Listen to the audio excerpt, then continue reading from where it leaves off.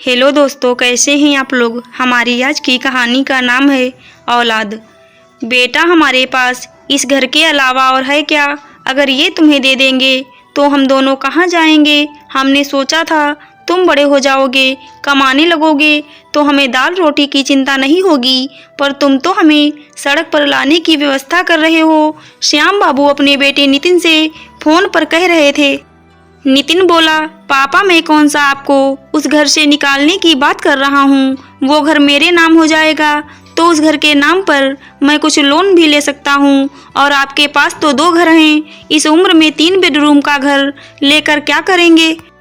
जो छोटा वाला घर है आप लोग उसमें शिफ्ट हो जाइए, इस घर को किराए पर लगा देंगे। श्याम बाबू बोले, बेटा तुम्हें लगता होगा कि तुम्हारे बाप के पास बहुत संपत्ति है, पर रिटायरमेंट के बाद भी खर्चे कोई कम नहीं होते हैं, बल्कि और बढ़ जाते हैं। जवानी में बीमारियां कम होती हैं तो खर्चे भी कम होते हैं। बुढ़ापे में आमदनी का जरिया बंद हो जाता है और बीमारियों का बसेरा ज़्यादा हो जाता है। नितिन बोला, पापा ये सब बहाने आप कितने सालों से मुझे सुना रहे हैं। अगर आप वो घर मेरे नाम नहीं कर सकते हैं तो मुझसे भी उम्मीद छोड़ दीजिए। मेरे भी बच्चे बड़े हो रहे हैं, मेरा भी खर्चा पूरा नहीं हो रहा है। आप रहिए अपने घर और पैसों के साथ, दोबारा मुझसे संपर्क करने की कोशिश मत कीजिएगा।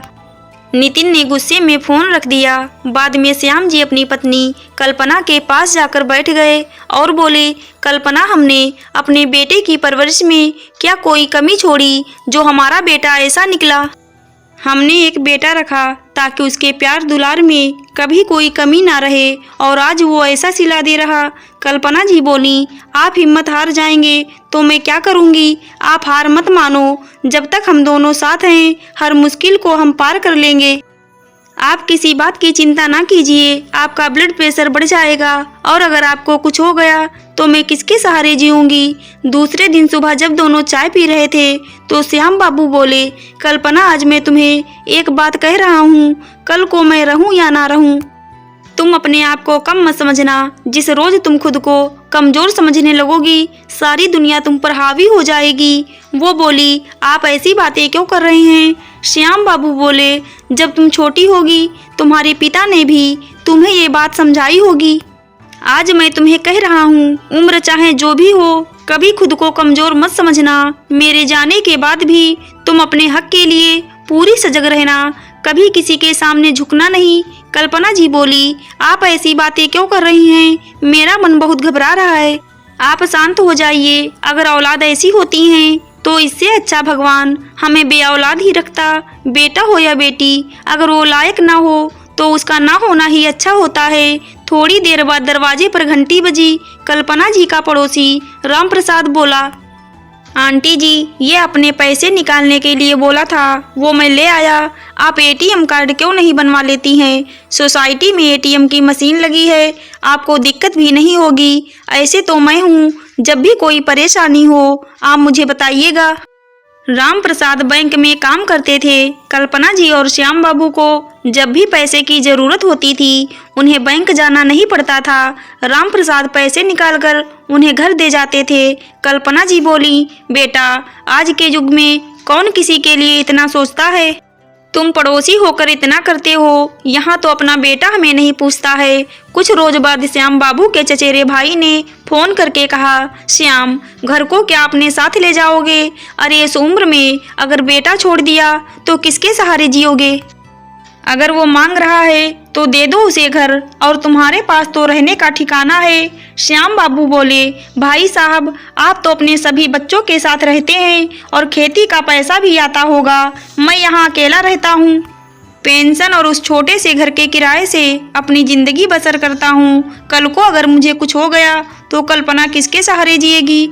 मेरे जीते जी जब बेटा मेरे मकान पर अपना अधिकार जमा रहा है तो मेरे मरने के बाद अपनी माँ का वो क्या ख्याल रखेगा, जरा सोचिए।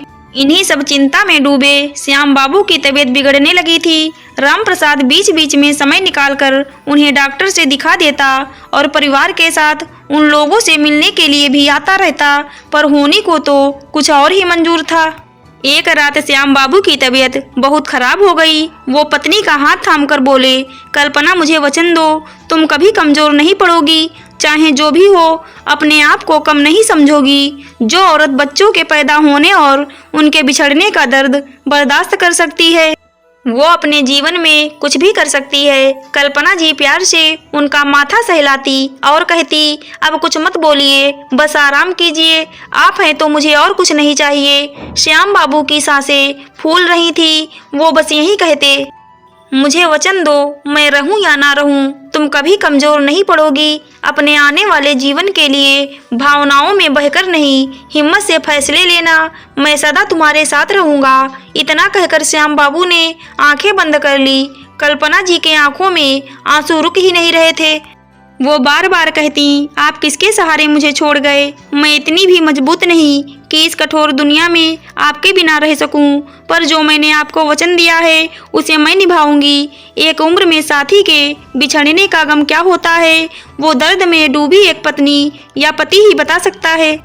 जब बच्चों का साथ नहीं मिलता है तो एक औरत के लिए उसके पति का सहारा ही सब कुछ होता है।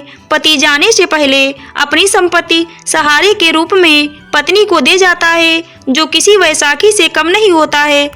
पिता की मृत्यु की खबर सुनकर नितिन आया, पर जब क्रियाकर्म समाप्त हुआ तो फिर वो अपना पुराना राग गाने लगा।